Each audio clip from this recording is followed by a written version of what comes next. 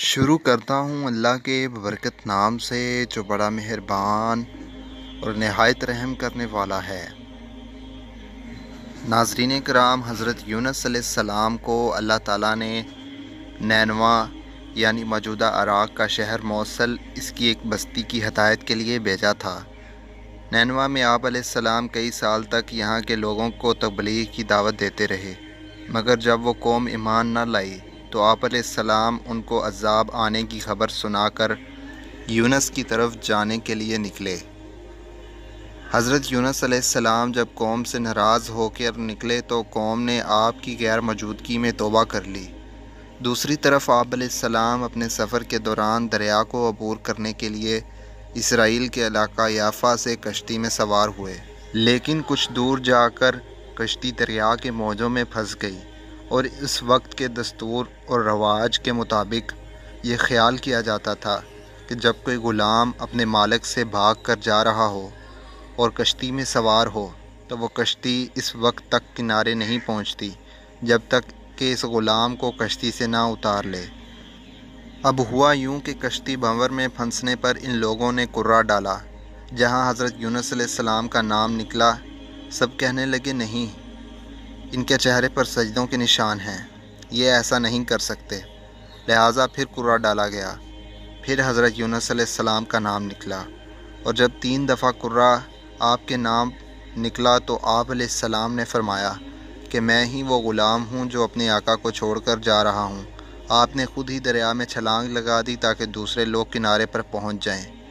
اتنے میں اللہ تعالیٰ نے ایک مچھلی کو حکم دیا کہ حضرت یونس علیہ السلام کو بغیر نقصان پہنچائے نگل لے۔ اس طرح حضرت یونس علیہ السلام مچھلی کے پیٹ میں آ گئے، اور یہ آپ پر ایک کڑا امتحان تھا۔ دوستو، حضرت یونس علیہ السلام کو مچھلی کے پیٹ میں جانے کی وجہ سے ذنون اور صاحب الحوت بھی کہا جاتا ہے، کیونکہ نون اور حوت دونوں کا معنی مچھلی ہے۔ اور اس سارے قصے میں اللہ پاک قرآن پاک میں اس طرح سے ارشاد فرماتا ہے، یاد کرو جب وہ بگڑ کر چلا گیا تھا اور سمجھا تھا کہ ہم اس پر گرفت نہ کریں گے۔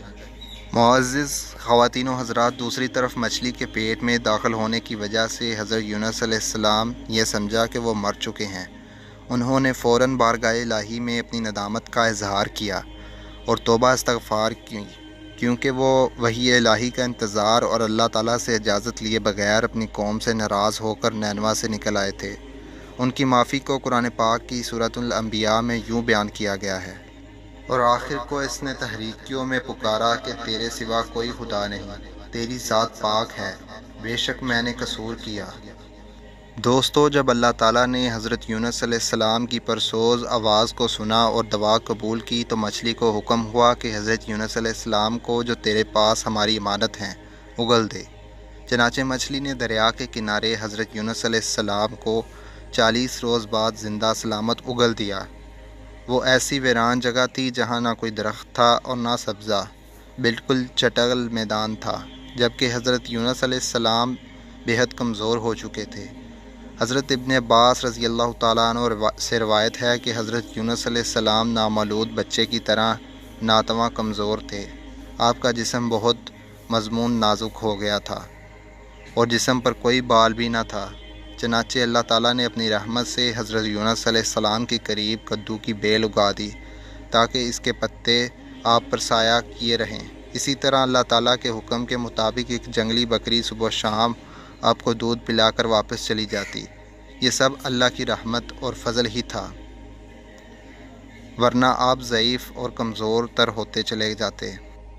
حضرت یونس علیہ السلام کی اس کیفیت کو قرآن پاک اس طرح سے بیان کرتا ہے، آخر کار ہم نے اسے ایک بڑی سقیم حالت میں ایک چٹیل زمین پر پھینک دیا اور اس پر ایک بیلدار درخت اگا دیا۔ ناظرین کرام، کئی سو سال بعد سائنس نے بھی بڑی مچھلیوں کی نشاندہی کی ہے جنہیں ویل مچھلی کہا جاتا ہے، بلکہ کچھ تحقیقی اداروں نے ان پر تحقیق کرنے کے بعد اپنی باقاعدہ طور پر رپورٹ بھی شائع کی ہے۔ معزز دوستو، ویل دراصل دیوہیکل مچھلیوں کے ایک وسیع خاندان کا نام ہے۔ اس لیے یہ جاننے سے پہلے کہ حضرت یونس علیہ السلام ہمیں سے پہلے ویل جانور کے گد و اقامت اور مخصوص عادات کو جاننا ہوگا۔ جس سے اس معجزے کو سمجھنے میں آسانی ہوگی۔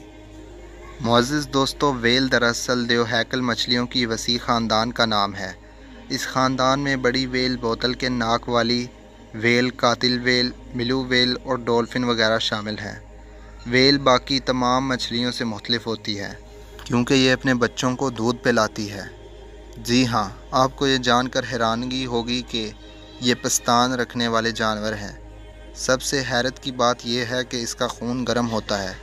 ویل کے منہ کے قریب 2 نتنے ہوتے ہیں جو تیرنے والے عموماً پانی سے باہر ہوتے ہیں، چنانچہ اسے سانس لینے میں کوئی دشواری نہیں ہوتی، جبکہ انسان زیادہ سے زیادہ صرف 1 منٹ تک سانس لیے بغیر پانی میں زندہ رہ سکتا ہے۔ حتیٰ کہ تجربہ کار غوطہ خوروں کو بھی سمندر کی گہرائی میں سیپی اور موتی نکالتے ہوئے 2.5 منٹ کے اندر سطح پر واپس آنا ہوتا ہے۔ اس کے برعکس کوئل ویل، جس کی پشت پر ہوتے ہیں، 40 منٹ اور سپرم ویل 1 گھنٹے سے زیادہ بغیر سانس پانی میں رہ سکتی ہے۔ معزز خواتین و حضرات، ویل کی جسامت 4 تا 100 فٹ اور وزن 150 ٹن ہوتا ہے۔ ایک مرتبہ 98 فٹ لمبی ویل کو تولا گیا تو اس کا وزن ہاتھی کے وزن کے برابر نکلا۔ اس کی دم ہوائی جہاز کی طرح ہوتی ہے، جس کا ایک ذرہ اوپر کی طرف، اور اس کی جلد شفاف اور چکنی اور منہ کے قریب مونچھوں کی طرح لمبے لمبے بال ہوتے ہیں، جبکہ ویل کے ہوتے ہیں۔ اکثر اسے شکار پکڑنے کی ضرورت بھی پیش نہیں آتی کیونکہ اس کا تیرتے وقت اپنا بڑا سا منہ کھلا رکھنا ہی کافی ہوتا ہے، جس سے بے شمار مچھلیاں اور دوسرے آبی جانور اپنے آپ اس کے چارہ بننے کے لیے چلے جاتے ہیں۔ اگر دنیا میں وزنی اور بڑی زبان کا مقابلہ کیا جائے تو نیلی ویل صرف رہے گی، کیونکہ اس کی زبان کا وزن 6 پاؤنڈ کے لگ بھگ ہوتا ہے اور اس میں بے پناہ قوت ہوتی ہے۔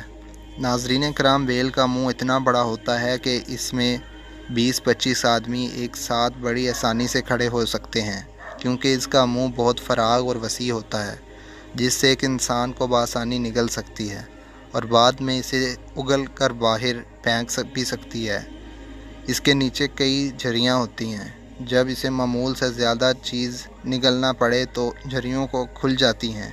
اس کا منہ وسیع تر ہو سکتا ہے، وہ ایک عام انسان کے جسموں سے بڑی اشیاء کو بآسانی سے نگل سکتی ہے۔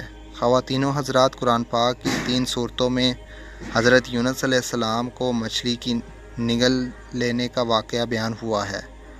بعض ماڈرن حضرات اس واقعے کی اصلیت کو شک کی نظر سے دیکھتے ہیں کہ آخر اتنے دن تک آپ علیہ السلام بغیر کھائے پیے، چاروں طرف سے بند ایک اندھیری کوٹری میں کیسے زندہ رہے۔ لیکن بات یہ ہے کہ معجزات ہمیشہ عقل سے برتر ہوتے ہیں، جن کو دیکھنے اور سننے والے حیران رہ جاتے ہیں، اور ان کو معجزہ بھی اسی لیے کہا جاتا ہے کہ انسان کی محدود عقل میں نہیں آتے۔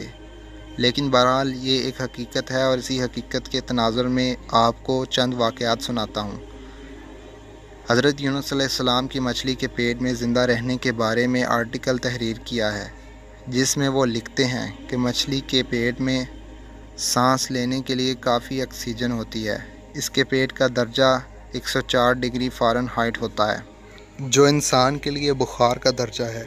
1890 میں ایک جہاز فاکلینڈ کے قریب ویل مچھلی کا شکار کر رہا تھا۔ اس کا ایک شکاری سمندر میں گرا اور دیکھتے ہی دیکھتے ویل مچھلی نے اسے نگل لیا۔ بڑی کوششوں کے بعد 2 روز بعد مچھلی پکڑی، اس کا پیٹ چاک کیا گیا تو شکاری زندہ نکلا۔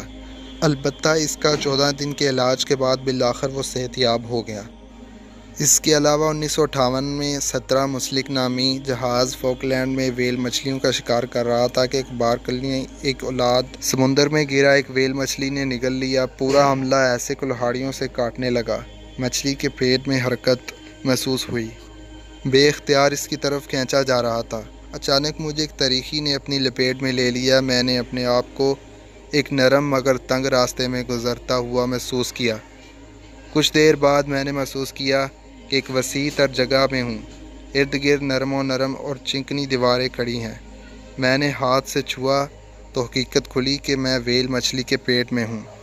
میں نے خوف کی جگہ ہونے لگا۔ یہاں روشنی بالکل نہ تھی، البتہ سانس لے سکتا تھا۔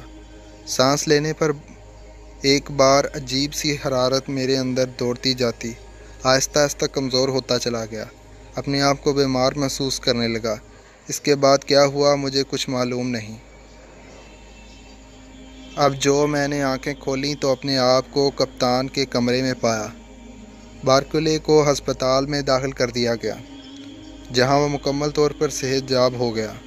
خواتین و حضرات، یہ خبر جب اخبارات میں شائع ہوئی تو علم اور سائنس کی دنیا میں تہلکہ مچ گیا۔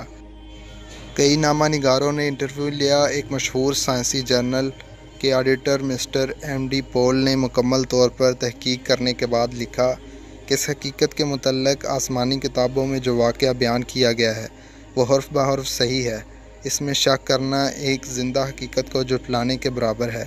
ناظرین کرام، آپ کو ہماری آج کی ویڈیو پسند آئی تو اسے زیادہ سے زیادہ لائک کیجئے اور اپنے دوستوں کے ساتھ ضرور شیئر کیجئے۔ کل انشاءاللہ ہم ملتے ہیں ایک نئی ویڈیو کے ساتھ۔ تب تک کے لیے اجازت دیجیے گا۔ اپنے دوستوں، رشتہ داروں اور گرد و نواح کا تمام لوگوں کا بہت خیال رکھیے گا۔ اللہ حافظ۔